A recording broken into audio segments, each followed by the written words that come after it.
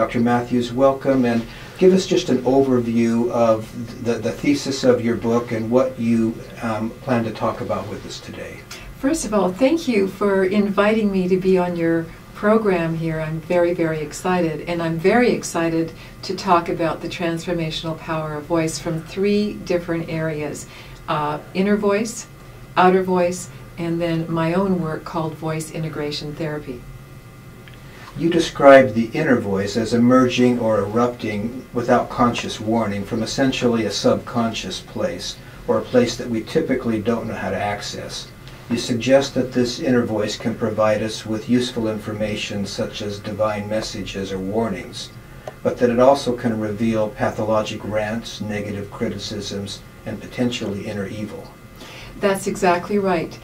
Did you know that approximately 1/3 to 1/2 of all Americans have unordinary experiences with inner voices? It's quite surprising. That's a lot of people. And there's actually 3 types of inner voices. There's the positive inner voice, which would include inspirations, vocational career journeys, solving problems, premonitions, all kinds of amazing predictions is another one. Let's hope some of them might even predict you winning the lottery. So there's all kinds of great positive voices. The second voice that I want to talk about is the voice of conscience. And the voice of conscience is really important because sometimes it comes up when we're about to break a moral code. And we've all had this experience, some of us more than others, but that's also another voice. And we also have pathological inner voices. That would be something that would be akin to people who have schizophrenia or have psychosis. Now, on a less pathological perspective, there would be things like an inner critic, and a lot of people have inner critics, and that is voices that come out and that say negative things about you inside of your body. That's also a negative, but not pathological, because most people experience that. And then there's negative ruminations when we're caught in a very difficult life situation. Sometimes we ruminate about things. So those are the 3 different kinds of inner voices. And then, of course, we have Carl Jung, who was an extraordinary psychologist and psychiatrist, and the founder of depth psychology, or one of the founders of depth psychology. Between he and Freud, sometimes it's difficult to say who did what, but he had an inner voice that he called Philemon that gave him illuminating and illustrious illuminations about life that he actually couldn't have thought of on his own. And then there's, of course, the historic story of Joan of Arc, who in the 1400s, at the age of 16, did something of she was given a mission by her inner voices. And she did something that generals today would have a hard time doing. A 16-year-old girl, and you know how many stories have been written about her. It's quite extraordinary. So there are some ideas of inner voices in history. Now there are also inner voices that have happened in people that you and I know. For example, Paul McCartney had an inner voice that actually told him the music and the words of the song Yesterday. And you and I both know that song, and it reverberates in our lives and in our culture, because it's a very famous song. So that was divinely inspired by an inner voice. And there's also the Puccini's famous Madame Butterfly is another thing that was divinely inspired. And it goes on and on and on. And the book called Jonathan Livingston Seagull, Richard Bach, who was the author of that book, was sitting and then one day had this sound come out, Jonathan Livingston Seagull. And he went, "What is this?" And he got his pen, and he put his pen on the paper, and the whole book started playing out just like a movie in front of him. So he took it all down, and there became that very famous book. So it's really, truly extraordinary how amazing, powerful voices are. Some of them are so powerful that they actually change our lives, or they change the lives of the people in front of them. And one story, a spiritual story, is one of Mother Teresa. She was actually on a train when she had this experience. And she was on this train, and she had this vision that came, and the sound came out of her, and she believed it was the voice of God. And this voice told her that she is to work in the throngs with the poorest of the poor.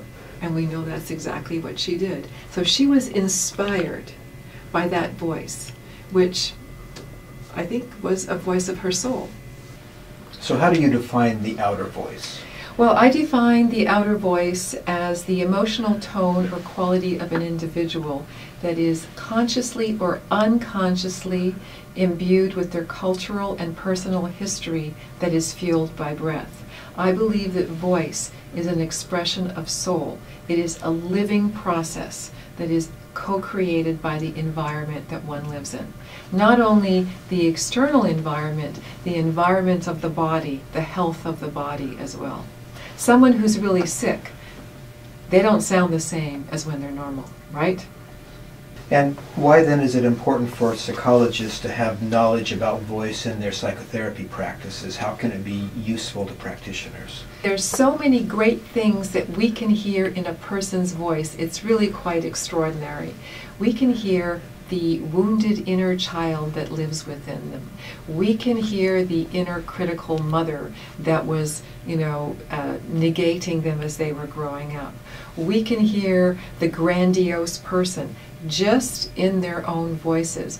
But we're not trained as psychotherapists and psychologists to really hear that. So I'd like to bring attention to the whole therapeutic world, what you can hear in voices, because when I was going to school, there wasn't one class on voice ever. And none of my colleagues that I know of had any class on voice, and how powerful their voices actually are.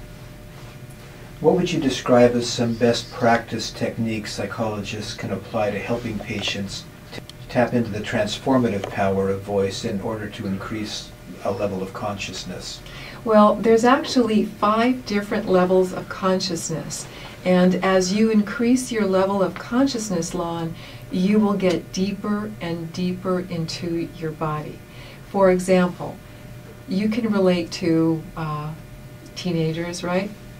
I have one. Okay, well, good. There was one, he's no longer, but not long ago. But, they attach to something. I am my Mustang. I am our Mercedes. I am, whatever it is that they attach to. I am my Juicy. I am my Nike, whatever. That is called participation mystique. It is I am this. So I am attached with a brand or a look, or I am goth, or I am whatever it is. That is, we all have aspects of that. No matter how old we get, we are attached to certain things, because that's just the way humans are. But when we're younger, we are more attached. I'm sure you can relate to different things that your son was attached to at different times. Am I right? Mm-hmm. Okay, good. So that's called participation mystique. That's level 1 consciousness. Level 2 consciousness is there's a bit of a break between level 1 and level 2. Is, oh, I'm not only my car, I'm not only my Gucci purse, I am my Gucci purse and I'm a person. Oh, so there's a separation level. Okay? The 3rd level of consciousness is, oh, I think there's God, there's a part that's greater than I am, and it's out there. Wow, God out there is going to help me. 4th level of consciousness is God lives in me. There is a God in me. And there's a God out there, and there's a God in me too. It's a higher power. You can call it God, you can call it higher power. But it's a way of life where you bring in the spiritual qualities inside of yourself. And the 5th level of consciousness that I write about is where the unconscious and unconscious becomes one. It is the highest level of possibility in the Western mind. Now in the Eastern mind we can go higher, but I don't live there, so I just kept it at five levels of consciousness. And I think it's really important for psychologists and psychotherapists to know this, because as soon as a person comes in, they might be 40 years old, but they only might be in consciousness level number 2. And that will give them a real insight into their personalities. It's just another way of looking at how they're going to treat an individual. And how do you connect or relate those levels of consciousness to the outer voice, or the voice in general? Well, you can hear anyone's consciousness level by the way that they talk. In fact, if someone comes in and they're talking in the higher registers like this, and oh my God, everything's bad's happening to me, and they're way up there, they are not in their body. They have not processed their material. They're still jammed up in the upper resonators, and they're in the victim mode. And none of us want to be in the victim mode, really. So you can hear so many things, as I have said, and it depends how deep they are in the body. The deeper a person is in their body, the more conscious they are. And the more conscious they are, the better their life is going to be. They'll make better decisions in their life, for sure. In your book you discuss filtered and unfiltered voices. How do you distinguish between the two? Well, right now you and I are using filtered voices. We are using professional voices. I'm going to give you a great example of an unfiltered voice that went global a few years ago at the Democratic, I think the 2004 Democratic Convention.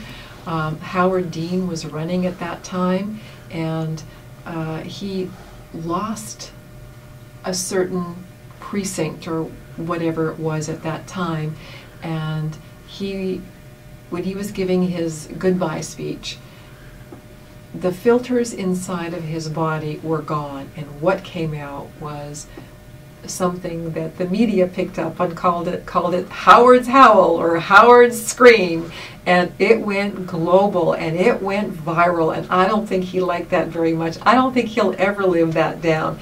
That was his voice being exposed without filters. So none of us want that to happen. It's fine if it happens between our wives and our husbands, because they can live with us. But when it goes global like that, no, we don't want that to happen. Because what happens is the executive functioning button in our frontal lobes is not working at that moment. And we need it kind of to be in the real world in a real way. You discuss the uniqueness of an individual's voice, which you define as that person's voice print, as it reflects his or her phenomenology or distinguishing characteristics. What can a psychologist learn from a patient's voice print? First of all, I want to tell you what forensic has done with this. They are doing extraordinary things with voice prints. Did you know the width of your neck, your larynx, the shape of your jaw, your lips, your teeth, your tongue, your oral cavities, all of this will create your voice. So because we're all different, we come of different sizes, different shapes, no two voice prints are the same. It's just like our fingerprints. From a psychospiritual perspective, your voice is the expression of your soul. If you're happy, it comes through on your voice, right? If you're sad, it comes through in your voice. If your wife calls you, you know in less than a second, Lon, that there's a problem, right? I certainly do. Okay, and this goes for everybody. That's how powerful our voice is in terms of transmitting material. I was reading the 2006 People magazine, and there was a story in there, I swear, it's there, about a young boy who heard the screams of all these people saying how it haunts him to this day. And I'm like, there's the Alfred Wolfson story all over again. And I'm wondering how many people all over the world are affected by traumas, or people dying, people screaming, car accidents, whatever. that have those voices that live in them and are not able to release them, that really, you know, there are vocal techniques that can, and I believe that my work can do that.